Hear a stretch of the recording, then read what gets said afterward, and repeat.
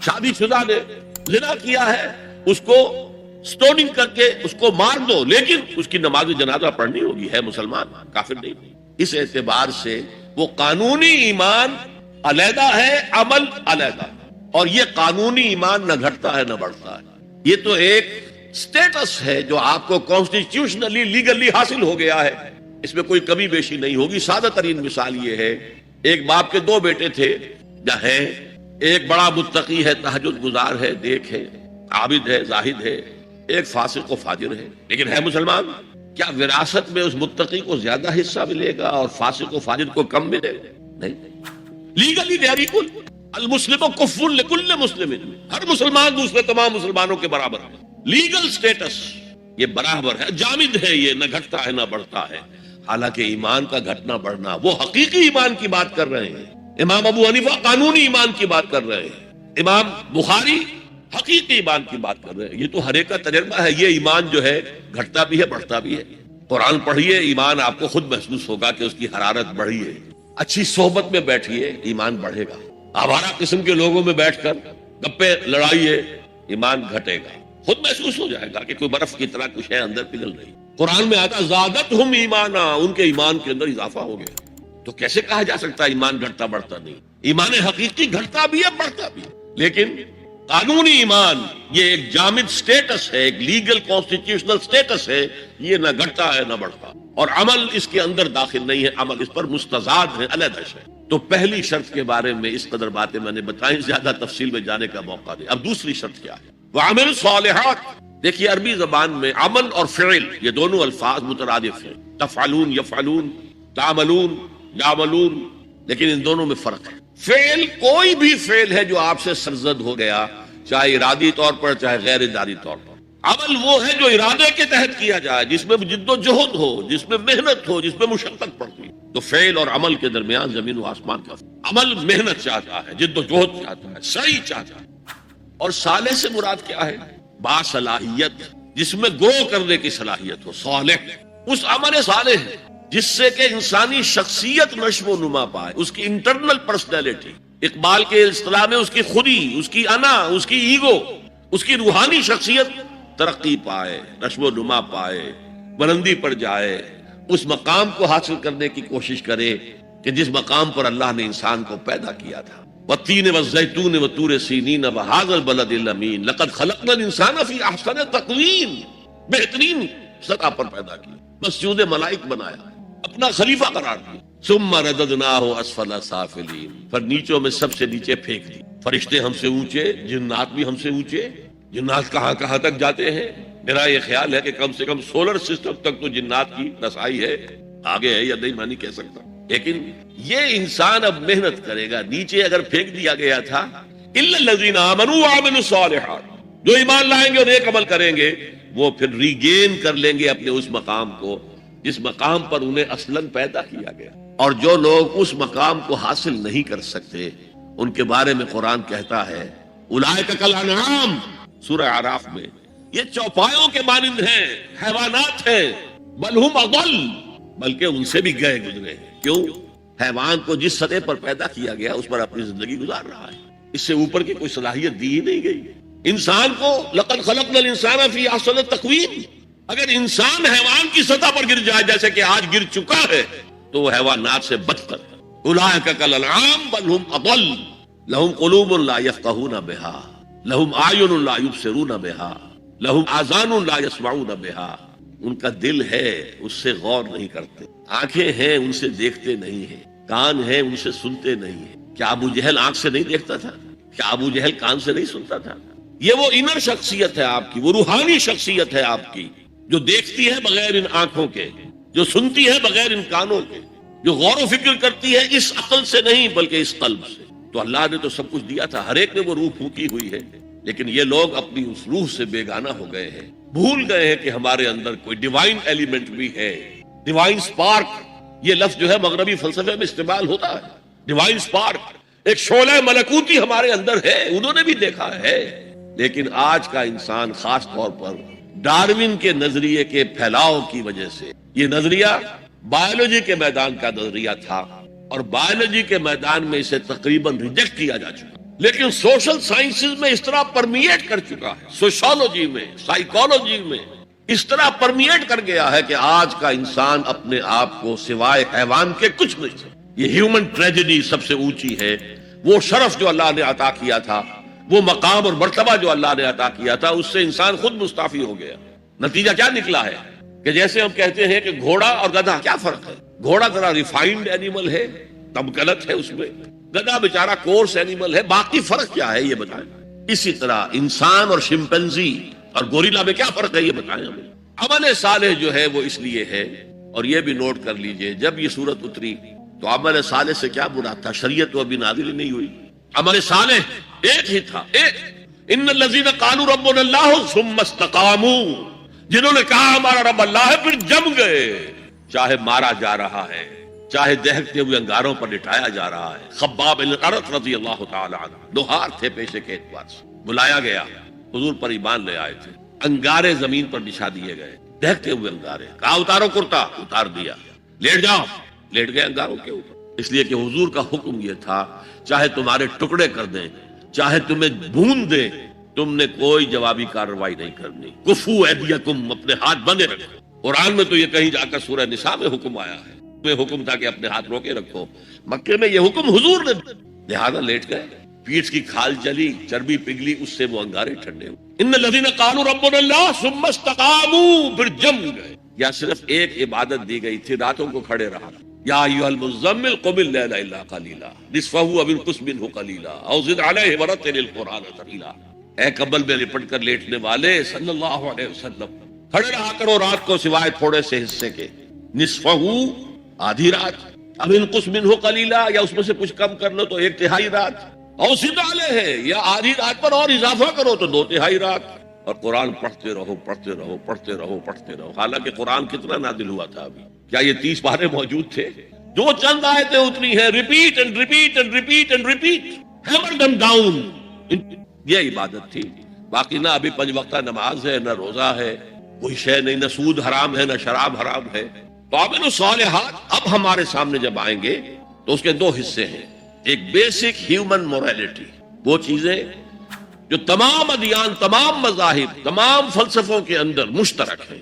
جھوٹ بولنا برا ہے، سچ بولنا اچھا ہے، وعدہ پورا کرنا اچھا ہے، وعدہ خلافی کرنا برا ہے، کسی کی ضرورت پوری کر دینا اچھا ہے اور کسی کو جھڑک دینا برا ہے، والدین کی خدمت کرنا اچھا ہے اور اس سے اعراض کرنا برا ہے، کون نہیں جانتا؟ یہ تو ہے بیسک موریلٹی جو مکی صورتوں میں شروع میں آئی ہے، بہت تکرار کے ساتھ۔ أرأيت الذي يكذب بالدين فذلك الذي يدعو اليتيم ولا يحض على طعام المسكين، کیا تم نے دیکھا اس شخص کو جو جزا و سزا کا منکر ہے، آخرت کا منکر ہے؟ وہی تو ہے جو یتیم کو دھکے دیتا ہے اور مساکین کو کھانا خود کھلانا تو درکنار، کسی اور کو بھی کہنے کو تیار نہیں ہے کہ کھانا کھلا، پتہ نہیں پلٹ کر وہ کہہ دے تم کیوں نہیں کھلاتے۔ ویل لکل ہمزۃ لمزہ، ہلاکت ہے ہر اس شخص کے لیے جو رو در رو عیب چینی کرتا ہے یا پیچھے برائی کرتا ہے، طنز کرتا ہے۔ ویل لکل ہمزۃ لمزہ الذی جمع مالا وعددہ، مال جمع کرتا ہے، گنتا رہتا ہے، اب میرا بیلنس شیٹ یہاں آ گیا ہے، اب بیلنس شیٹ یہاں آ گیا ہے، پہلے اتنے کروڑ کے ایسٹس تھے، آج اتنے کروڑ کے، اسی حساب کتاب میں بیسک ہیومن موریلٹی اور شریعت آئیں گے۔ اب وہ شریعت پوری ہو چکی محمد رسول اللہ صلی اللہ علیہ وسلم پر، اب ہمیں اس پر عمل کرنا ہے، اور یہ کوئی بوجھ نہیں ہے، یہ ہماری شخصیت کی نشو و نما کے لیے۔ میں ایک مثال دیا کرتا ہوں، آپ کسی پہاڑی اسٹیشن کی طرف جا رہے ہیں، گرما کا صدر مقام کوئی ہوتے ہیں، پہاڑی شملہ ہوتا تھا کبھی، تو آپ دیکھیں گے سڑک پر جہاں بجا نشانات لگے ہوئے، یہاں سپیڈ کم کر لو، ورنہ ٹرن ایسا آ رہا ہے کہ ہو سکتا ہے کہ سپیڈ کم نہ ہو تو تمہاری گاڑی جو ہے وہ سیدھی کھائی میں جائے۔ تو یہ جو کوشنز ہیں یہ اس کی بھلائی کے لیے ہیں۔ آدمی کہ خامخواہ ہمارے اوپر پابندی لگا رکھی ہے، نہیں، تمہاری بھلائی کے لیے، شریعت تمہاری بھلائی کے لیے ہے، تمہاری شخصیت کے صحیح نشو و نما کے لیے ہے، تاکہ تم اس مقام پر پہنچ جاؤ جس مقام پر کہ اللہ تعالیٰ نے تمہیں پیدا کیا تھا۔ والتین والزیتون وطور سینین وہذا البلد الامین لقد خلقنا الانسان فی احسن تقویم۔ اچھا، اب ذرا چند احادیث سن لی۔ حقیقی ایمان کے اعتبار سے میں نے آپ کو بتایا، امام بخاری کے نزدیک عمل علیحدہ نہیں ہے، ایمان کا جز ہے، اور بے شمار احادیث اس پر دلالت کرتی ہیں۔ حضور فرماتے ہیں صلی اللہ علیہ وسلم، واللہ لا یؤمنو واللہ لا یؤمنو واللہ لا یؤمنو، خدا کی قسم فلاں شخص مومن نہیں ہے، خدا کی قسم وہ مومن نہیں ہے، خدا کی قسم وہ مومن نہیں ہے۔ صحابہ لرز گئے، کانپ گئے، کون ہے بدبخت اور شقی جس کے بارے میں اللہ کے رسول 3 مرتبہ اللہ کی قسم کھا کر کہہ رہے ہیں کہ وہ مومن نہیں ہے؟ پوچھا گیا من یا رسول اللہ، اللہ کے رسول کون؟ فرمایا الذی لا یامن جارہ بوائقہ، وہ شخص جس کی ایذا رسانی سے اس کا پڑوسی امن میں نہیں ہے، چین میں نہیں۔ کیسے سیپریٹ کریں گے ایمان کے عمل سے؟ ہے کوئی آری جو کاٹ دے ان کو علیحدہ علیحدہ کر دے، لیکن یہ حقیقی ایمان کی بات ہے، قانونی ایمان کی بات نہیں ہے۔ ویسے یہ تو کوئی گناہ کبیرہ بھی نہیں، یہ تو کج خلقی ہے نہ صرف، لیکن اس کے اوپر 3 دفعہ قسم کھائی جا رہی ہے مومن نہیں ہے، نہیں ہے، نہیں ہے۔ فرمایا لا یزنی الزانی حین یزنی وہو مومن، کوئی زانی حالت ایمان میں زنا نہیں کرتا۔ وہ ایمان 2 کوڑی کا نہیں کہ جو دل میں موجود ہو اور پھر کوئی شخص زنا کرے، تو کیا قیمت ہے اس ایمان کی؟ 2 کوڑی نہیں۔ بلا یسرق السارق حین یسرق وہو مومن، اور نہ ہی کوئی چور جب چوری کرتا ہے تو وہ مومن ہوتا ہے۔ بلا یشرب الخمر حین یشرب وہو مومن، اور نہ کوئی شرابی شراب پیتا ہے تو اس وقت مومن ہوتا ہے، مومن نہیں ہوتا۔ ہاں توبہ کرے تو ایمان واپس آ جائے۔ الا الذین تابوا وآمنوا وعملوا الصالحات وعملوا عملا صالحا فاولئک یبدل اللہ سیئاتہم حسنات، ہاں جو گناہ کرنے کے بعد توبہ کریں اور ایمان لائیں، تجدید ایمان کریں، اس لیے کہ گناہ کی وجہ سے ایمان زائل ہو گیا تھا۔ ویسے بعض احادیث سے یہ بھی معلوم ہوتا ہے کہ جب وہ گناہ کر رہا ہے اس وقت وہ ایمان دل سے نکل جاتا ہے، لیکن ایک پرندے کے مانند اس کے سر پر چکر لگاتا ہے۔ جب گناہ سے فارغ ہو جاتا ہے تو ایمان واپس۔ یہ اللہ کا بڑا فضل اور کرم ہے، جیسے کہ وہاں کہا گیا تھا کہ ایمان تو نہیں لائے ہو پھر بھی وَإِن تُطِيعُوا اللَّهَ وَرَسُولَهُ لَا يَلِتْكُم مِّنْ أَعْمَالِكُمْ شَيْئًا إِنَّ اللَّهَ غَفُورٌ رَحِيمٌ۔ اگرچہ تم مومن نہیں ہو لیکن اس حالت میں بھی اگر تم اللہ کی اور اس کے رسول کی اطاعت کرتے رہو گے تو اللہ تمہارے اعمال کے اجر و ثواب میں کوئی کمی نہیں کرے گا۔ کیوں؟ اللہ غفور ہے، رحیم ہے۔ یہ اس کی شان غفاری، شان رحیمی کا صدقہ ہے۔ اسی طرح منطق تو یہ چاہتی ہے کہ گناہ کے بعد جب تک توبہ نہ کی جائے ایمان نہ آئے دل میں دوبارہ۔ اور ایک آیت جو میں نے آپ کو سورہ فرقان کی سنائی اس سے بھی یہ متبادر ہوتا ہے، لیکن بعض احادیث سے معلوم ہوتا ہے اور ہمارے ہاں اہل سنت کا عقیدہ یہی ہے کہ جب گناہ سے وہ فارغ ہو جاتا ہے تو ایمان جو ہے پھر دل، لیکن ایمان اور عمل صالح کا چولی دامن کے ساتھ ہے، آپ علیحدہ نہیں کریں۔ ایک اور حدیث حضرت انس رضی اللہ تعالی عنہ فرماتے ہیں جو 9 برس تک حضور کے خادم خاص رہے، جو فرماتے ہیں قلما خطبنا رسول اللہ صلی اللہ علیہ وسلم الا قال لا ایمان لمن لا امانۃ له ولا دین لمن لا عہد له۔ شاذ ہی کبھی ایسا ہوا ہوگا کہ حضور نے ہمیں کوئی خطبہ ارشاد فرمایا اور اس میں یہ الفاظ نہیں کہے، گویا کہ ہمیشہ اپنے خطبے میں یہ حدیث بیان کرتے تھے آپ، جس شخص میں امانت داری کا وصف نہیں ہے اس کا کوئی ایمان نہیں، کیٹیگوریکل سٹیٹمنٹ ہے، کوئی ایمان نہیں۔ اور جس شخص میں ایفائے عہد کا مادہ نہیں اس کا کوئی دین نہیں۔ دین تو نام ہے، آپ عہد کرتے ہیں اللہ سے، ایاک نعبد و ایاک نستعین، اے اللہ ہم تیری ہی بندگی کرتے ہیں اور کرتے رہیں گے، اور اے اللہ ہم تجھ ہی سے مدد مانگتے ہیں اور مانگتے رہیں گے۔ جو شخص چھوٹی چھوٹی باتوں میں وعدہ خلافی کرے وہ اتنے بڑے وعدے کو نبھائے گا جو پوری زندگی کے اوپر حاوی ہے۔ تو یہ نوٹ کر لیجئے، لیگل لیول پر، لیگل ایمان کے لیول پر ایمان علیحدہ، عمل علیحدہ، حقیقی لیول پر، قلبی ایمان والے لیول پر ایمان اور عمل صالح گتھے ہوئے ہیں، چولی دامن کا ساتھ ہے، ان کو ایک دوسرے سے جدا کرنا مشکل۔ اب آئیے تیسری شرط، وتواصوا بالحق، انہوں نے آپس میں یا بہت زیادہ شدت کے ساتھ، باب تفاعل کے اندر 2 خواص ہیں، مل جل کر کوئی کام کرنا یا مبالغہ ہوتا ہے، بہت شدت سے وہ کام کرنا۔ میں ان دونوں کے اعتبار سے ترجمہ کروں گا۔ اور وصیت کا لفظ آتا ہے ہمارے ہاں جب کوئی شخص مرتے ہوئے جو بات کہتا ہے، اہم ترین بات جو سمجھے گا وہی تو کہے گا۔ وہ لوگ آپس میں ایک دوسرے کو حق کی نصیحت کرتے ہیں یا وہ عوام الناس کو حق کی وصیت کرتے ہیں بڑی شدت کے ساتھ، دونوں ترجمے ہو گئے۔ یہ عمل صالح اور ایمان کا لازمی تیسرا نتیجہ ہے۔ دیکھیے فزیکل لا بھی یہ ہے، اگر کہیں بھٹی ہے آگ کی تو اس سے حرارت ماحول میں نفوذ کرے گی، اگر برف کی سلک رکھی ہوئی ہے تو اسے برودت، ٹھنڈک ماحول میں پھیلے گی۔ اگر کسی میں عمل صالح اور ایمان ہے تو ممکن نہیں ہے کہ اس کی ذات سے نیکی کا پھیلاؤ نہ ہو، نیکی اس کی ذات سے نہ نکلے، نہ دوسروں تک پہنچے۔ It's a physical phenomenon. Number 2، یہ شرافت اور مروت کا تقاضا ہے۔ اگر آپ کو اللہ نے ہدایت دی ہے، شیئر اٹ ود ادرس۔ شرافت، مروت، حضور نے فرمایا لا یؤمن احدکم حتی یحب لاخیہ ما یحب لنفسہ، تم میں سے کوئی شخص مومن نہیں ہو سکتا جب تک کہ وہ اپنے بھائی کے لیے بھی وہی بات پسند نہ کرے جو اپنے لیے پسند کی۔ اگر تم اسلام لے آئے ہو، ایمان لائے ہو، نیک عمل کر لیے، بھائی اپنے بھائیوں تک پہنچاؤ جن سے تمہیں محبت ہے، جن کے ساتھ خلوص ہے، جن کے ساتھ اخلاص ہے۔ یہ دوسری بنیاد ہے کہ ایمان اور عمل صالح سے تواصی بالحق خود بخود برآمد ہو۔ اور ایک تیسری بات ہے حمیت، غیرت۔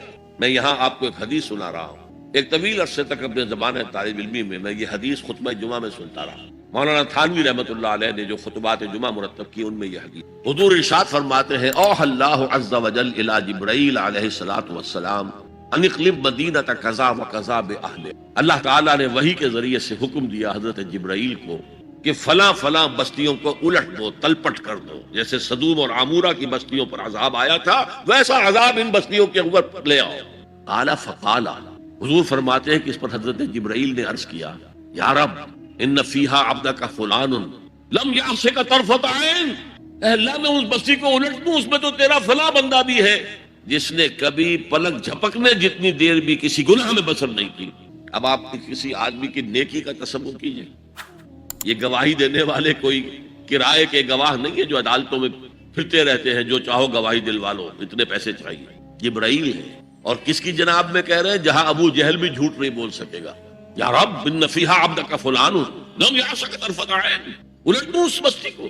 اب جواب سنیے، قال فقال، حضور فرماتے ہیں اس پر اللہ نے فرمایا اقلبها علیہ وعلیہم، الٹو اس بستی کو، پہلے اس بدبخت پر اور پھر دوسروں پر۔ فإن وجہہ لم یتبعر فی ساعۃ قط، اس لیے کہ میری غیرت کی وجہ سے کبھی اس کے خون نے جوش نہیں مارا، اس کا چہرے کے اوپر خون نہیں آیا۔ آپ کو کوئی ماں کی گالی دے، اگر تو آپ میں جان ہے تو وہ جانے دیں گے اس کو، اور اگر جان نہیں ہے آپ اس کا مقابلہ نہیں کر سکتے تب بھی غصہ آئے گا، کانپیں گے آپ غصے کی وجہ سے، چہرہ آپ کا سرخ ہو جائے گا، یہ تو کم سے کم ہوگا نا۔ لیکن یہ اللہ کا بندہ اپنی نیکی میں لگا رہا، اس نے دیکھا نہیں ماحول میں کیا ہو رہا ہے، ماحول میں اللہ کی شریعت کی دھجیاں بکھیری جا رہی ہیں، ماحول میں اللہ کے حکام پاؤں تلے روندے جا رہے ہیں، یہ لگا رہا تو فقط اللہ اللہ اللہ، یہ زیادہ بڑا مجرم ہے، لہذا بستی کو پہلے اس پر پلٹو اور پھر دوسروں پر۔ یہ ہے تعلق تواصی بالحق کا ایمان اور عمل صالح کے۔ یہ میں پہلے عرض کر چکا ہوں، اس تواصی بالحق میں اصطلاحات بہت سی ہیں۔ حق کی دعوت دینا، اللہ کی طرف دعوت دینا حق ہے نا، اللہ کی ذات حق ہے۔ ذالک بان اللہ هو الحق، تو تواصی بالحق میں کیا ہوگا؟ ادعو الی سبیل ربک بالحکمۃ والموعظۃ الحسنۃ وجادلهم بالتی احسن، یہ بھی تواصی بالحق ہے۔ نیکی کا حکم تو بدی سے روکو، تأمرون بالمعروف وتنہون عن المنکر، یہ بھی تواصی بالحق ہے۔ اور اس کے درجات کہاں سے کہاں تک ہیں۔ اگر بچے کہیں گلی میں کھیل رہے ہیں، کرکٹ کھیل رہے ہیں، آپ ان سے کہتے بیٹو یہ یہاں پر کھیلنے کی جگہ نہیں ہے، آپ کسی گاڑی کا شیشہ توڑیں گے، آپ کی گیند جو ہے اس سے کسی گاڑی کو نقصان پہنچے گا، کسی انسان کو چوٹ لگ جائے گی، پھر کیا آپ بچ کر چلے جائیں گے وہاں سے؟ آپ کون ہوتے؟ ہوگی کہ نہیں؟ ریزنٹمنٹ ہوگی کہ نہیں؟ کبھی بھی اس تواصی بالحق کو خندہ پیشانی سے نہیں سنا گیا، نہیں برداشت کی۔ اور اگر کچھ لوگ سمجھتے ہیں کہ ہم تواصی بالحق کر رہے ہیں پھر بھی معاشرہ ان سے کچھ نہ کہے، انہیں کوئی تکلیف نہ پہنچائے، اس کا مطلب ہے انہوں نے حق کا کوئی ایسا حصہ لیا ہے کہ جو لوگوں کی دکھتی رگ کو نہیں چھیڑتا، اس سے بچ بچ کر چل رہے۔ اگر وہ حق کامل ہو تو باطل کبھی تسلیم نہیں، باطل ریٹیلیٹ کرے۔ اب آپ سنیے ایک اور بات، یہ چھوٹا حق تھا کہ بیٹو یہاں نہ کھیلو، کسی گراؤنڈ میں جا کے۔ سب سے بڑا حق کیا ہے؟ اس کائنات کا خالق، مالک اور حاکم اللہ، اس کا حکم یہاں نافذ ہونا چاہیے، یہ حق ہے۔ اگر نہیں ہے تو اللہ کے خلاف بغاوت ہے۔ اس کی آپ اگر تلقین کریں گے تو آپ ایگزسٹنگ سسٹم کے باغی قرار پائے۔ پوری دنیا میں secularism, sovereignty of the people, تم کیا کہہ رہے ہو؟ تمہاری یہ ڈفلی کیا بجا رہی ہے؟ خدا کی ساورنٹی، یہ سب سے بڑا حق ہے۔ اس حق پر جو بھی ریزنٹمنٹ ہوئی تھی مکے میں، جیسے جیسے ستائے گئے تھے حضور اور آپ کے صحابہ، وہ آپ کے علم ہے۔ اگر تواصی بالحق ہو رہا اور ریزنٹمنٹ نہ ہو تو پھر آپ حق کی تعلیم نہیں دے رہے، اس کے کسی ایسے جز کی دے رہے ہیں کہ جس سے کسی کو کوئی نقصان نہ پہنچتا۔ بس یہ کوئی جنٹل مین ایگریمنٹ ہے آپ کا وقت کے نظام کے ساتھ، ہم تمہیں چھیڑیں گے نہیں، باقی ہمیں واز کہنے دو، کہہ جاؤ۔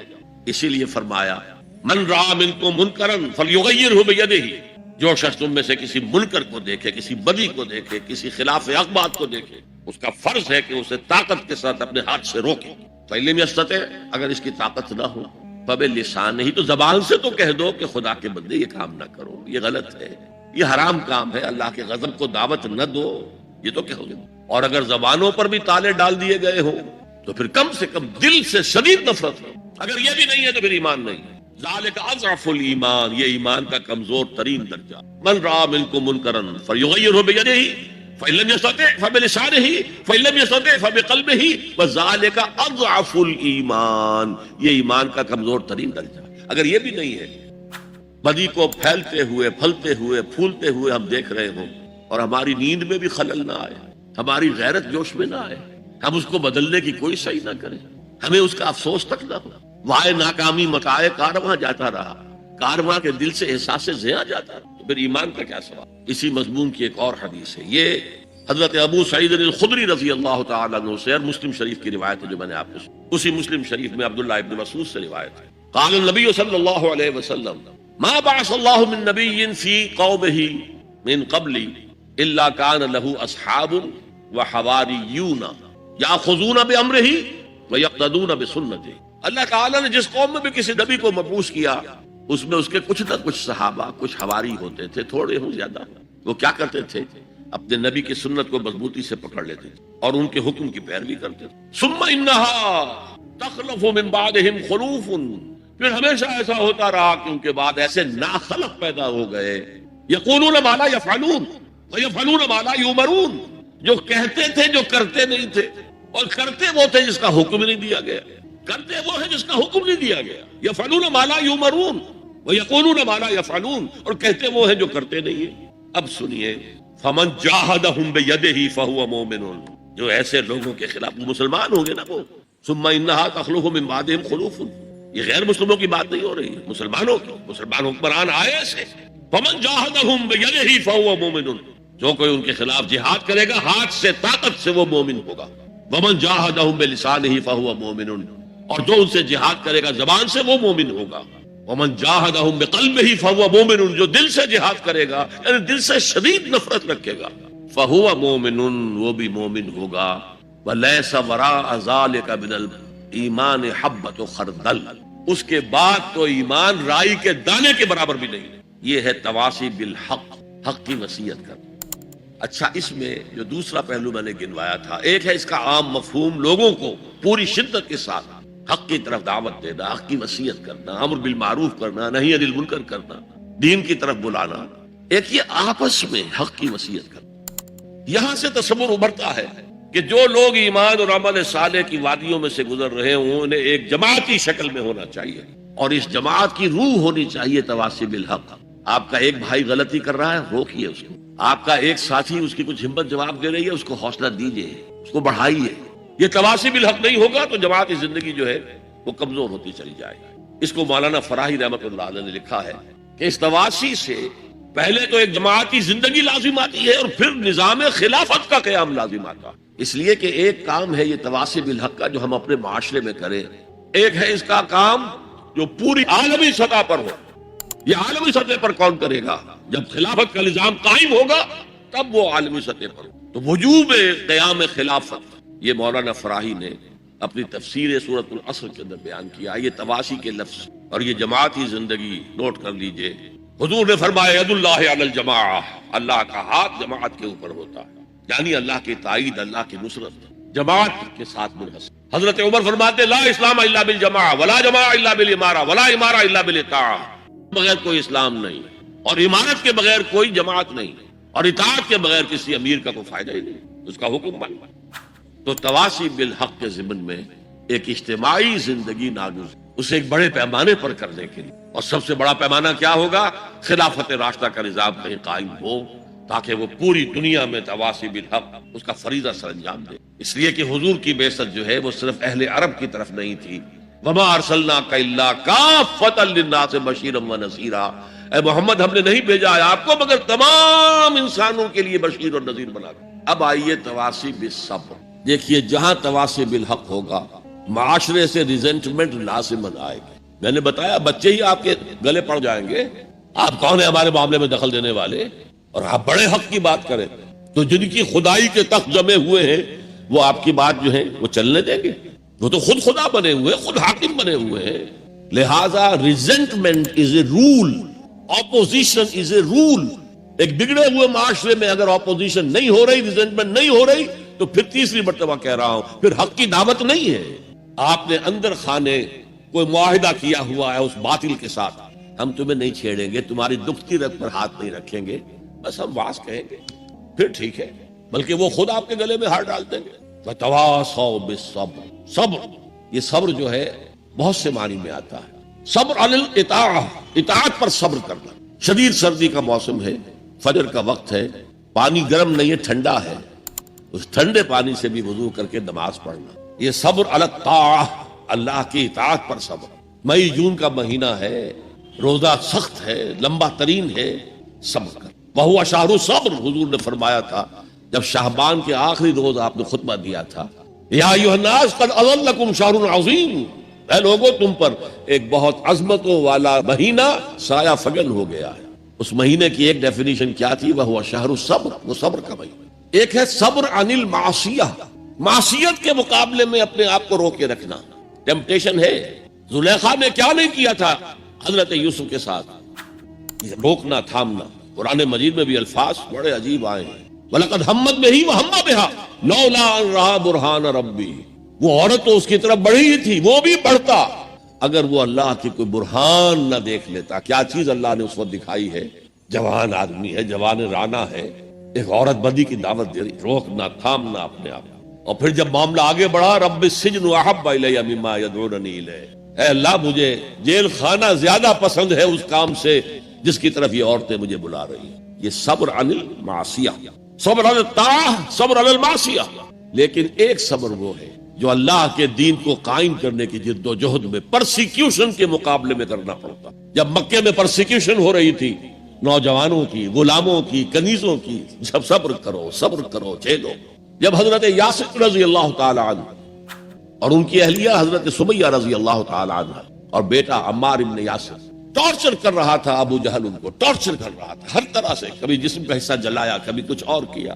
تنگ آ گیا، کسی طریقے سے بھی کوئی کلمہ کفر کہنے کے لیے آمادہ نہیں ہوئی نہ حضرت سمیہ اور نہ حضرت یاسر. حالانکہ شریعت میں اجازت ہے، جان بچانے کے لیے کلمہ کفر کہا جا سکتا ہے بشرطے کہ ایمان دل میں قائم رہے، برقرار رہے. لیکن عظیمت کیا، جان دے دو، کلمہ کفر نہ کہو.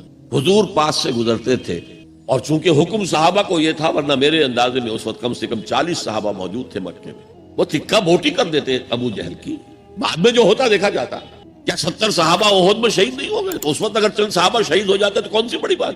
لیکن یہ ہے انقلاب محمدی صلی اللہ علیہ وسلم کا طریقہ کار، جس کی روح سے اس وقت صبر لازم. اللہ اپنے رسول کو حکم دے رہا تھا، فاصبر کما صبر اولو العزم من الرسل. اے نبی، آپ کو یہ کوئی پاگل کہہ رہا ہے، کوئی مجنون کہہ رہا ہے، کوئی شاعر کہہ رہا ہے، کوئی ساحر کہہ رہا ہے، کوئی مسحور کہہ رہا ہے، کوئی جھوٹا کہہ رہا ہے، کوئی کہہ رہا ہے کہ انہوں نے ایک غلام اپنی کسی کوٹڑی میں بند کر رکھا ہے جو عجمی ہے، جو تورات اور انجیل کا ماہر ہے، وہاں سے ڈکٹیشن لیتے ہیں اور ہم پر آ کر دھونس جماتے ہیں یہ اللہ کی وحی آئی. کیا کیا نہیں کہا جا رہا. اور قرآن خود گواہی دیتا ہے، وَلَقَدْ نَعْلَمُ أَنَّكَ يَضِيقُ صَدْرُكَ بِمَا يَقُولُونَ. اے نبی، ہمیں خوب معلوم ہے کہ جو کچھ یہ آپ کے بارے میں کہہ رہے ہیں اس سے آپ کا سینہ بھیجتا ہے، صدمہ ہوتا ہے، غم ہوتا ہے. یہی تھے جو مجھے الصادق اور الامین کہتے تھے، یہی تو تھے میرے قدموں تلے اپنی نگاہیں بچھاتے تھے. آج یہ مجھے شاعر، ساحر، مسحور، مجنون کیا نہیں کہہ رہے. اللہ فرماتا ہے صبر کرو، وَاصْبِرْ عَلَىٰ مَا يَقُولُونَ وَاهْجُرْهُمْ هَجْرًا جَمِيلًا. صبر کرو جو کچھ کہہ رہے ہیں. وَاصْبِرْ كَمَا صَبَرَ أُولُو الْعَزْمِ مِنَ الرُّسُلِ. صبر کیجئے جیسے ہمارے دوسرے اولو العزم رسولوں نے صبر کیا. کیا حضرت نوح نے 950 برس تک صبر نہیں کیا؟ صبر کیا. وَاصْبِرْ وَمَا صَبْرُكَ إِلَّا بِاللَّهِ. صبر کیجئے، اور آپ کا صبر تو اللہ ہی کے سہارے قائم ہے. یہ حضور کو تلقین ہو رہی. مکے میں یہ تلقین حضور کو ہو رہی ہے، مدینے میں اور مکے میں حضور پھر صحابہ کو تلقین کر رہے ہیں. جب ٹارچر ہو رہا تھا حضرت سمیہ اور حضرت یاسر اور حضرت عمار پر، بات کہتے ہوئے جھجک ہوتی ہے. بیٹے کو، جوان بیٹے کو، عمار کو ایک ستون سے باندھ دیا گیا، ان کے سامنے ان کی ماں کو برہنہ کیا. حضور پاس سے گزر رہے ہیں اور کیا کہہ رہے ہیں؟ اصبروا یا آل یاسر فإن موعدکم الجنہ. اے یاسر کے گھر والوں صبر کرو، تمہارے وعدے کی جگہ جنت ہے، جنت میں تمہارے استقبال کی تیاریاں ہو رہی ہیں، صبر کرو. اور انہوں نے صبر کیا. حضرت سمیہ کے سامنے ابو جہل نے ایک چھوٹا سا بت کو پیش کیا. ایک دفعہ کہہ دو کہ ہاں اس میں بھی کچھ ہے، اسے بھی کچھ اختیار ہے، میں چھوڑ دوں گا تجھے. انہوں نے تھوک دیا اس بت کے اوپر اور غصے میں آ کر اس نے برچھا جو ہے رہنا تو کیا ہوا تھا، ان کے شرمگاہ کے اندر مارا ہے جو پورے جسم سے آر پار ہو گیا۔ یہ تھا صبر، اسبرو۔ پھر مدنی دور میں آ کر ایک دوسرا صبر شروع ہو گیا۔ اب جنگوں کا دور آیا، ہتھیلی پر جان رکھو اور باہر آ جاؤ۔ وَلَا تَقُولُوا لِمَن يُقْتَلُ فِي سَبِيلِ اللَّهِ أَمْوَاتٌ بَلْ أَحْيَاءٌ وَلَٰكِن لَّا تَشْعُرُونَ يَا أَيُّهَا الَّذِينَ آمَنُوا اسْتَعِينُوا بِالصَّبْرِ وَالصَّلَاةِ، اے اہل ایمان مدد حاصل کرو صبر سے اور نماز سے۔ ان اللہ مع الصابرین، یقیناً اللہ صابروں کے ساتھ ہے، صبر کرنے والوں کے ساتھ ہے۔ وَلَا تَقُولُوا لِمَن يُقْتَلُ فِي سَبِيلِ اللَّهِ أَمْوَاتٌ، کبھی نہ کہنا اس کو جو اللہ کی راہ میں قتل ہو جائے کہ وہ مردہ ہے۔ بَلْ أَحْيَاءٌ وَلَٰكِن لَّا تَشْعُرُونَ، وہ زندہ ہیں لیکن تمہیں اس کا شعور نہیں ہے۔ وَلَنَبْلُوَنَّكُمْ، اور ہم تمہیں لازماً آزمائیں گے، بِشَيْءٍ مِّنَ الْخَوْفِ وَالْجُوعِ وَنَقْصٍ مِّنَ الْأَمْوَالِ وَالْأَنفُسِ وَالثَّمَرَاتِ، خوف سے آزمائیں گے، بھوک سے آزمائیں گے، فاقے آئیں گے، اور جان اور مال اور ثمرات کا ضیاع ہوگا، نقصان ہوگا۔ وَبَشِّرِ الصَّابِرِينَ الَّذِينَ إِذَا أَصَابَتْهُمْ مُصِيبَةٌ قَالُوا إِنَّا لِلَّهِ وَإِنَّا إِلَيْهِ رَاجِعُونَ، اے نبی بشارت دے دیجئے صبر کرنے والوں کو۔ صبر کرنے والے کون؟ جب ان پر کوئی مصیبت آئے، کوئی تکلیف آئے، کوئی آزمائش آئے تو وہ کہیں ہم اللہ ہی کے ہیں، اللہ ہی کی طرف ہمیں لوٹ جانا۔ یہ ہے وہ صبر کہ جو علی الابتلاء، امتحان پر صبر ہو رہا ہے۔ تو تین صبر میں نے آپ کو بتائے۔ صبر علی الطاعہ، اطاعت پر صبر۔ صبر عن المعصیہ، معصیت سے روکنا۔ صبر کے معنی اپنے آپ کو تھامنا، روکنا۔ اسی کے معنی میں لفظ استقاموا جو میں نے آپ کو بتایا تھا، ان الذین قالوا ربنا اللہ ثم استقاموا، جمے رہے۔ جان جا سکتی ہے لیکن اس کلمہ ایمان سے ہم پیچھے نہیں ہٹ سکتے۔ اور پھر جو بھی آزمائشیں آئیں برداشت کرو، جھیلو، اور آپس میں ایک دوسرے کو صبر کی وصیت اور نصیحت کرتے رہو۔ ہو سکتا ہے کسی کی ہمت جواب دے رہی ہو، اس کا حوصلہ بڑھاؤ، اس کے سامنے مثال پیش کرو خود صبر کر کے۔ خربوزے کو دیکھ کر خربوزہ رنگ پکڑتا ہے۔ جماعت زندگی کی یہ برکات ہوتی ہے۔ کونوا مع الصادقین، صادق لوگوں کے ساتھ رہو، جڑے رہو، تاکہ تمہارے اندر اگر کبھی کوئی کمزوری کا پہلو آئے تو اللہ تعالیٰ اس جماعتی زندگی کی برکت کے طفیل سے تمہیں اثر نو کمر ہمت کسنے کی توفیق عطا فرمائے۔ یہ ہے اس سورہ مبارکہ کا ذرا گہرائی میں اتر کے تجزیہ۔ اب یہ نوٹ کر لیجئے کہ یہ چار چیزیں چار پلرز کے مانند ہیں: ایمان، عمل صالح، تواصی بالحق، تواصی بالصبر۔ ان میں متوازن انداز میں ترقی ہونی چاہیے۔ میں نے مثال دے دی، ایک شخص انتہائی نیک، انتہائی نیک، انتہائی نیک، لم یعصک طرفۃ عین، اے اللہ اس شخص نے تو پلک جھپکنے جتنی دیر بھی معصیت میں بسر نہیں کی، لیکن تواصی بالحق اور تواصی بالصبر نہیں ہے تو وہ سارا عمل زیرو۔ اقلبها علیہ وعلیہم، ایمان بڑھانے کے لیے، ایمان بالغیب کو ایمان بالشہود بنانے کے لیے مراقبے ہو رہے ہیں، چلہ کشی ہو رہی ہے، یہ ہو رہا ہے، وہ ہو رہا ہے، لیکن میدان میں آنے کو تیار نہیں ہے۔ باطل خوشیاں منا رہا ہے، رب مست رکھو ذکر و فکر صبح گاہی میں انہیں، پختہ تر کر دو مزاج خانقاہی میں انہیں۔ انہوں نے ہمارے لیے کھلا میدان چھوڑ دیا ہے، لگے ہوئے خانقاہوں میں، نکل کر خانقاہوں سے ادا کر رسم شبیری کہ رسم خانقاہی ہے فقط اندوہ دل کی۔ میدان میں آؤ۔ والعصر ان الانسان لفی خسر الا الذین آمنوا وعملوا الصالحات وتواصوا بالحق وتواصوا بالصبر۔ شاید آپ نے نوٹ کیا ہو، میں نے شروع کی جو دعائیں ہوتی تھیں ان میں آج یہ دعا ایڈ کی تھی: اللہم ربنا اجعلنا من عبادک الذین آمنوا وعملوا الصالحات وتواصوا بالحق وتواصوا بالصبر۔ پروردگار اپنے فضل و کرم سے ہمیں ان لوگوں کے زمرے میں شریک کر دے جو ایمان لائے جیسے کہ ایمان لانے کا حق تھا، جنہوں نے عمل صالح کما حقہ ادا کیا، جنہوں نے تواصی بالحق کا حق ادا کیا، اور جو پھر صبر میں پورے اترے۔ بارک اللہ لی ولکم فی القرآن العظیم ونفعنی وإیاکم بالآیات والذکر الحکیم، انہ تعالی جواد کریم ملک بر رؤوف رحیم۔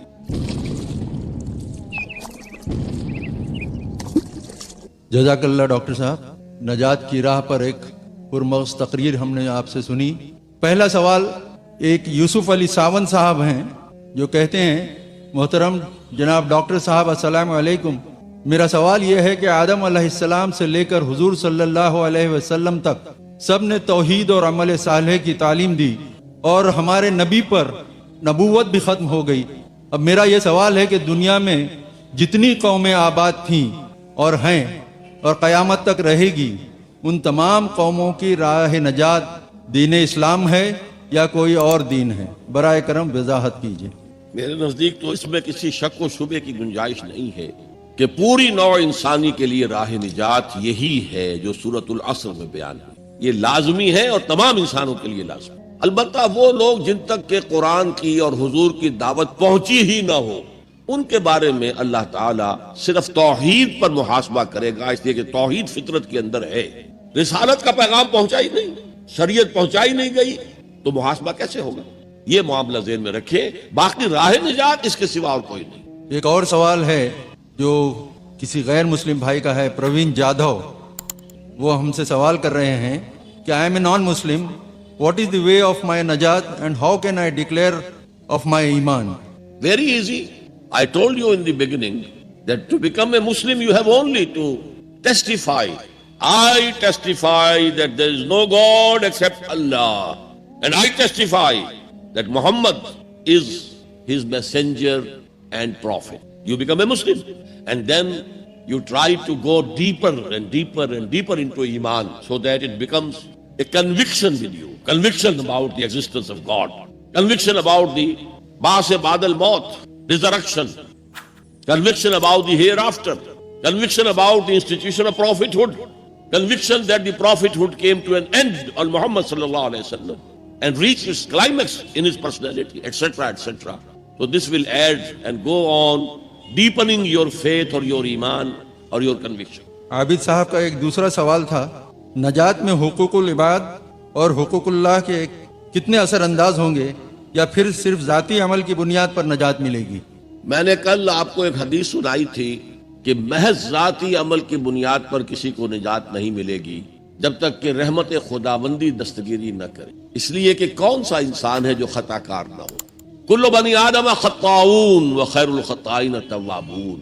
اس اعتبار سے رحمت خداوندی ضروری ہے، البتہ یہ کہ اس کے لیے ایمان اور عمل صالح اور تواصی بالحق اور تواصی بالصبر کرنے کی حتی الامکان کوشش کرنا، یہ آپ کا فرض ہے۔ سید فہیم اختر صاحب، ان کا سوال ہے، سب سے پہلے تو شکر ہے اللہ کا کہ آپ ہمارے بیچ یہاں ہیں، اور پھر ڈاکٹر ذاکر نائک صاحب کے مشکور ہیں کہ انہوں نے یہ اہتمام کیا۔ دعا ہے کہ اللہ تعالیٰ آپ لوگوں کی کوششوں کے بہترین نتائج ہم سب کو دکھائے، آمین۔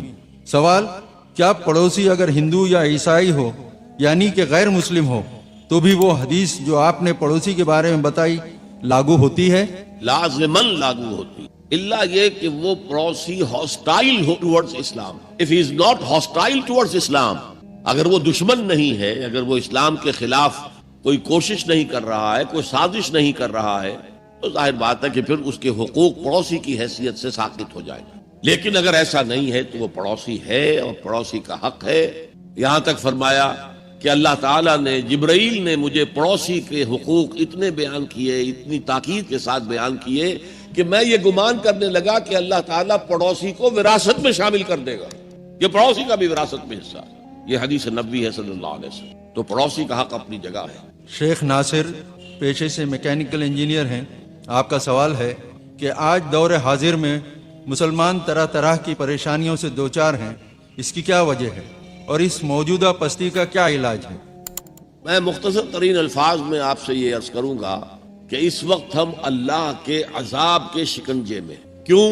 جس قوم کے پاس اللہ کی کتاب ہو اور اللہ کی شریعت ہو اور وہ اللہ کے رسول کے امتی ہونے کے مدعی ہوں، وہ قوم زمین پر اللہ کی ریپرزنٹیٹو ہو جاتی ہے۔ اب اگر وہ قوم اپنے عمل سے مس ریپرزنٹ کرے تو وہ کافروں سے بدتر ہے، غیر مسلموں سے بدتر ہے، پھر ان کو عذاب ملتا۔ آج ہماری ذلت اور رسوائی، ہم سے پہلے بھی ایک امت تھی، بڑی چہیتی اور لاڈلی امت تھی، ذرا اندازہ تو کیجئے، بنی اسرائیل صحرا میں سفر کر رہے ہیں تو ابر کا سائبان ساتھ ساتھ چل رہا ہے، دھوپ نہ ستائے، کھانے پینے کی ضرورت پیش آئی ہے تو من و سلوہ نازل کر دیا ہے، پانی کے لیے ایک ضرب لگی ہے عصا کی اور 12 چشمے، تاکہ 12 کے 12 قبیلے اپنا اپنا چشمہ معین کر لیں۔ تو یہ ساری جو جن کے اوپر نعمتیں ہوئی ہیں انہی کے بارے میں فرمایا گیا جب انہوں نے بے عملی اختیار کی، بد عملی اختیار کی، شریعت کو پس پش ڈال دیا، اللہ کی کتاب کو پس پش ڈال دیا۔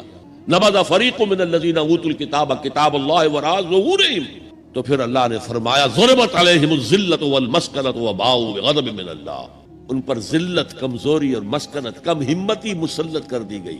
اللہ کے عذاب کے اندر گر گئے۔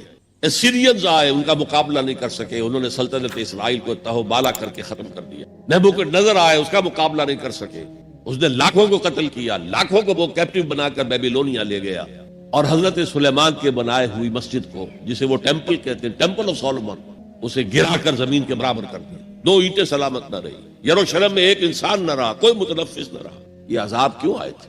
پھر ایک وقفہ آیا، اس لیے کہ پھر حضرت عزیر علیہ السلام کی دعوت سے لوگوں میں عمومی ایک توبہ کی تحریک برپا ہو گئی، لوٹو اللہ کے دین کی طرف، لوٹو شریعت کی طرف، تو اللہ کی رحمت بھی پھر متوجہ ہو گئی، مکابی سلطنت قائم ہوئی، جو اپنے رقبے کے اعتبار سے حضرت سلیمان کی سلطنت سے بھی بڑھ کر تھی، لیکن پھر دوبارہ ان کے اوپر وہی دنیا پرستی، شہوت پرستی، یہ ساری گندگیاں جب آ گئیں، مشرکانہ توہمات آ گئے، غیر مسلموں سے خلا بلا، اس کی وجہ سے ان کے اندر وہ ساری رسمیں ریتیں شروع ہو گئی، پھر عذاب آیا۔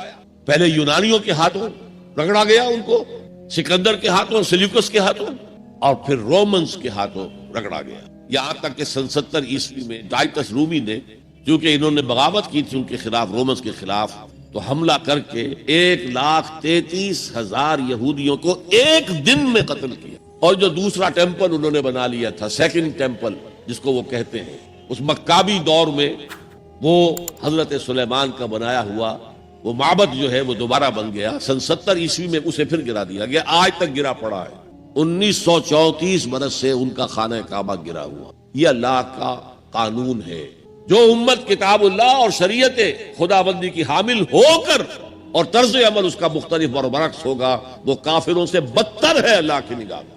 اب علاج ایک ہی ہے، ہم کہیں کسی جگہ دنیا میں کسی سائزیبل ملک میں پورا اسلامی نظام، پوری اسلامی سیاست، پوری اسلامی معیشت، پورا اسلامی معاشرہ، پورا اسلامی قانون نافذ کر کے دنیا کو دکھائیں، and we should be able to invite the humanity at large, come and see with your eyes, this is Islam۔ یہاں کی برکتیں دیکھو، یہاں ہر شخص کی بنیادی ضروریات ریاست کے ذمے ہیں۔ یہ جو سوشل سیکیورٹی کا کام آج ہو رہا ہے، اسکینڈینیوین کنٹریز کے سوشل سیکیورٹی کا نظام جو ہے دنیا میں کہاں سمجھا جاتا ہے ٹاپ پر ہے، پھر انگلستان میں ہے ان امپلائمنٹ الاؤنس، امریکہ کے اندر بھی ہے، لیکن یہ کہ سب سے پہلا سوشل سیکیورٹی کا نظام خلافت راشدہ میں ہوا ہے، جہاں ہر شخص کی جو بھی بنیادی ضروریات ہیں اس کی کفالت ریاست کے ذمے تھی۔ میں نے جو حال یہاں دیکھا ہے پاکستان میں کبھی نہیں دیکھا، جس طرح کی چھوٹے سے 4 فٹ 6 فٹ 7 فٹ کی ایک لکڑی کی بنی ہوئی کوٹڑی کے اندر پورا خاندان آباد ہے، اور جبکہ اونچے محل موجود ہے سب۔ یہ عجیب ملک ہے، ڈیموکریسی میں بہت اونچا، لیکن سوشل سیکیورٹی کا کوئی نظام سرے سے نہیں۔ ہمارے ہاں پاکستان میں بھی وہ کوئی اسلامی نظام ہے، جو زکوٰۃ ہے وہ پورا بیت المال کا نظام قائم نہیں ہے جیسے کہ ہونا چاہے، پھر بھی کچھ نہ کچھ زکوٰۃ کا نظام جو قائم کر گئے تھے ضیاء الحق صاحب، اس سے کچھ نہ کچھ غریبوں کی مدد ہوتی ہے۔ تو بہرحال جب تک ہم دنیا کے سامنے اسلام کی نمائندگی نہیں کریں گے، صحیح اسلام کی اور کامل اسلام کی، اس وقت تک ہمارے حالات میں کوئی بہتری نہیں آ سکتی۔ صدیقی صدف فاطمہ آپ سے سوال کر رہی ہیں، برائے مہربانی یہ بتا دیں کہ اگر کسی کے دل میں یا قلب میں ایمان کوٹ کر بھرا نہ ہو تو اس کے لیے کیا کرنا چاہیے، اور کیا بنا قلبی ایمان کے نجات ممکن ہے؟ قلبی ایمان کے بغیر نجات نہیں ہے۔ ہاں ایمان کمزور ہو تو میں عرض کر چکا ہوں، ایمان ہو دل میں ہو، لیکن اتنا مضبوط نہیں ہے کہ وہ عمل کو پوری طرح ہولڈ کر سکے، عمل کو درست کر دے، تو پھر اگر گناہوں کا پلڑا زیادہ بھاری ہے نیکیوں سے تو سزا ملے گی جہنم کے اندر۔ البتہ ایک وقت آئے گا نکال کر اور پھر انہیں جنت میں داخل کر دیا جائے گا قلبی ایمان کی وجہ سے۔ لیکن دوسرا سوال جو اس میں ہے کہ ایمان کہاں سے آیا؟ دیکھیے، ایمان پیدا کرنے کے 3 طریقے ہیں، 2 ایزی ہیں، لیکن ان سے ایک ایسا ایمان پیدا ہوتا ہے جس میں شعور کا ایلیمنٹ بہت کم ہے، نہ ہونے کے برابر، کوئی ڈائمنشن اس کی انٹلیکچوئل نہیں ہے۔ وہ کیا ہے؟ صاحب ایمان لوگوں کی صحبت اور ان کا قرب اختیار کرو۔ جیسے بھٹی کے آگے بیٹھیں گے تو حرارت آ جائے گی، صاحب ایمان کی صحبت سے آپ کو بھی ایمان ملے گا۔ دوسرا طریقہ، اسلام پر عمل کرتے رہو، اس سے بھی ایمان پیدا ہوتا ہے۔ لیکن جو اصل ایمان ہے، جو شعوری ایمان ہے، جیسے کہ سورہ یوسف میں کہا گیا، حضور سے کہلوایا گیا، قل ھذہ سبیلی ادعو الی اللہ علی بصیرۃ انا ومن اتبعنی، اے محمد کہہ دو یہ میرا راستہ ہے، میں اللہ کی طرف بلا رہا ہوں، علی وجہ البصیرت، میں اندھیرے میں ٹامک ٹوئیا نہیں مار رہا ہوں، علی وجہ البصیرت، اور نہ صرف میں بلکہ جو میری پیروی کر رہے ہیں وہ بھی علی وجہ البصیرت کر رہے ہیں۔ تو علی وجہ البصیرت ایمان صرف قرآن سے ملے گا۔ مولانا ظفر علی خان کبھی، میں حیران ہوتا ہوں، وہ عموماً تو سیاسی شاعر تھے اور جنگ آزادی کے بہت بڑے سپاہی تھے، اس میں کوئی شک نہیں، کہ انہوں نے ایک بڑا پیارا شعر کہا ہے، وہ جنس نہیں ایمان جسے لے آئیں دکان فلسفہ سے، ڈھونڈنے سے ملے گی عاقل کو یہ قرآن کے سی پاروں میں۔ عاقل انٹلیکچوئل انسان، اس کو وہ جو ایمان چاہیے جس کا انٹلیکچوئل ڈائمنشن بھی ہو، اس کی سورس صرف اور صرف قرآن۔ ایک عبد الواحد صاحب ہیں، ان کا سوال ہے کہ دنیا میں خصوصاً اور ہندوستان میں کئی کروڑ ایسے افراد ہیں جو پیدا ہوتے ہیں، جیتے ہیں اور مر جاتے ہیں بغیر یہ جانے کہ نجات کی راہ کیا ہے یا ان کا رب کون ہے، ایسے لوگوں کا کیا معاملہ ہوگا؟ دیکھیے قرآن مجید میں ایک بہت بڑی خوشخبری کئی بار آئی ہے، لا یکلف اللہ نفسا الا وسعها، اللہ تعالیٰ ذمہ دار نہیں ٹھہرائے گا کسی بھی انسان کو مگر اس کی وسعت کے مطابق۔ اگر اس تک علم پہنچا ہی نہیں، دعوت پہنچی ہی نہیں، تو میں محتاط ترین الفاظ میں کہوں گا اللہ ان کے ساتھ نرمی کرے گا، وہ اللہ تعالیٰ کے عفو کے مستحق ہوں۔